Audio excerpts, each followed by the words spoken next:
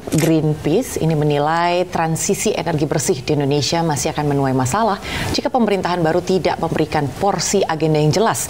Energi bersih yang tadi disampaikan kini tentu ada hubungannya dengan krisis iklim. Iya, menggelar pertemuan di Bali untuk membahas perkembangan upaya pengurangan emisi karbon global. Saat ini, dunia sedang menghadapi masalah terbesarnya, yaitu perubahan iklim dan krisis energi.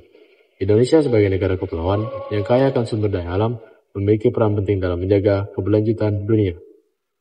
Pemerintah telah menetapkan target net zero emission pada tahun 2060, tapi target itu tidak akan tercapai tanpa kerjasama seluruh pihak, termasuk pihak wakil rakyat di DPR RI dan terutama generasi muda. Saya, Erlangga Bagus, jika saya menjadi anggota Dewan Perwakilan Rakyat Republik Indonesia, saya tidak akan hanya duduk di kursi legislatif sebagai wakil rakyat, tapi saya akan berdiri bersama rakyat untuk Indonesia lebih hijau, lebih bersih, dan lebih berkelanjutan.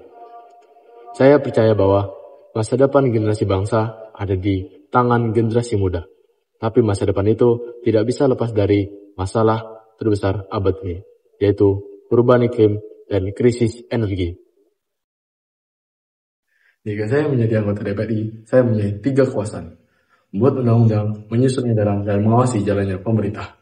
Dengan 3 kekuasaan ini, saya akan mewujudkan generasi pembaru energi, peduli lingkungan, inovatif, dan penuh aksi. Saya akan mendorong hadirnya kebijakan pendidikan dan pelatihan energi terbarukan, supaya generasi muda tidak hanya tahu tentang perubahan iklim, tapi juga mempunyai keterampilan untuk mengatasinya, dan untuk memimpin perubahan dalam energi bersih. Dalam peran saya di DPRI, saya akan memastikan agar negara kepada pihak riset, pihak teknologi, dan energi terbarukan. Saya akan memastikan generasi muda di desa-desa sekalipun mendapatkan akses yang sama terhadap energi bersih dan pendidikan energi hijau. Karena masa depan Indonesia tidak hanya di kota-kota saja, tetapi juga di pelosok-pelosok negeri. Dan saya tidak akan berhenti di situ saja.